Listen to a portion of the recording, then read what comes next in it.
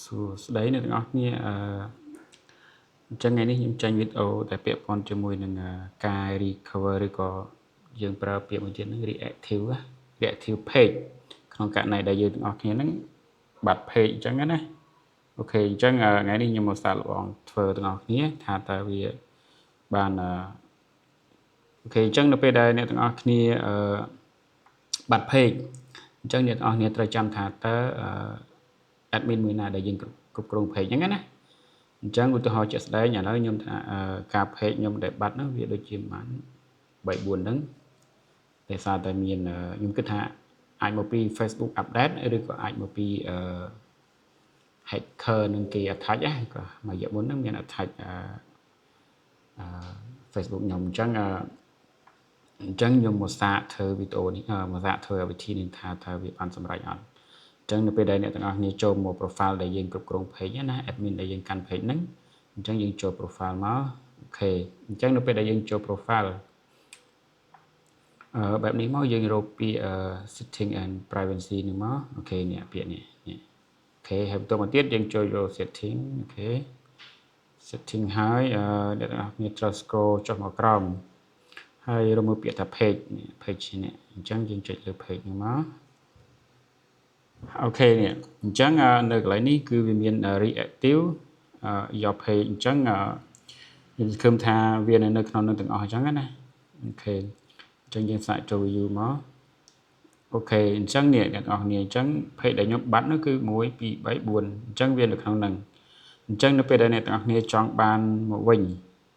ពេលដែលអ្នកទាំងអស់គ្នាចង់បានមកវិញគឺអ្នកទាំងអស់គ្នាត្រូវចុចនៅលើ reactive នេះគ្រប់នឹងមកអូខេឥឡូវខ្ញុំចុច reactive 1អូខេអញ្ចឹងមានន័យថាអូខេអញ្ចឹងវា switch មកហើយបានន័យថាខ្ញុំគិតថាវាអាចជោគជ័យ 100% យ៉ាងហ្នឹងហើយសង្ឃឹមថាវានឹងអត់បាត់follower ឬក៏បាត់វីដេអូយើងដែលយើងធ្លាប់ post ពីមុនណាអូខេអញ្ចឹងកន្លែងនេះយើងអ្នកនរគ្នាចុចតាមខ្ញុំមកមិញហ្នឹងវាឲ្យយើង follow page គេខ្លះៗដើម្បីឲ្យវា reactive ឲ្យវា active ឡើងវិញអញ្ចឹងណាអូខេអញ្ចឹងនៅពេលដែលយើងមកដល់កន្លែងនេះយើង connect to ហ្នឹងក៏យើងចុច continue មកអូខេហើយអញ្ចឹងកន្លែងនេះអ្នកនរគ្នាចុច follow មកយើងធ្វើតាមFacebook សិនមកអូខេអញ្ចឹងមកហើយនៅកន្លែងនេះអូខេយើងធ្វើការរងចាំបន្តិចចុច next អូខេអញ្ចឹងអ្នកនរគ្នាបើសិនណាអញ្ចឹងកន្លែងនេះអ្នកនរគ្នា skip ក៏បានដែរយើងចុច skip នៅលើនេះមកអូខេកន្លែងនេះ skip ទៀតមក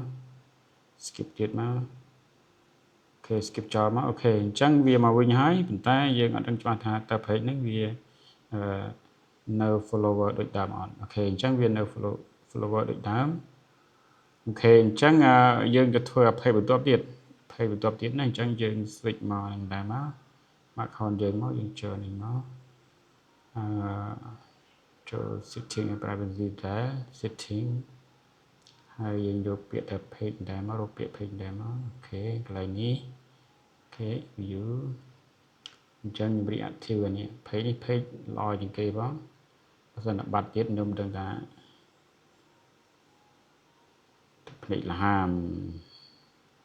អូខេអញ្ចឹងគឺថាមកវិញទាំងអស់ហើយfollower ដែរអូខេអញ្ចឹងវីដេអូគឺដែរអូខេអញ្ចឹងយើងធ្វើគ្រប់ page មកបន្ទាប់ទៀតទាំងអស់មក page ណាដែលយើងត្រូវអូខេអញ្ចឹងវីដេអូហ្នឹងប៉ុណ្ណឹងហើយបាយបាយ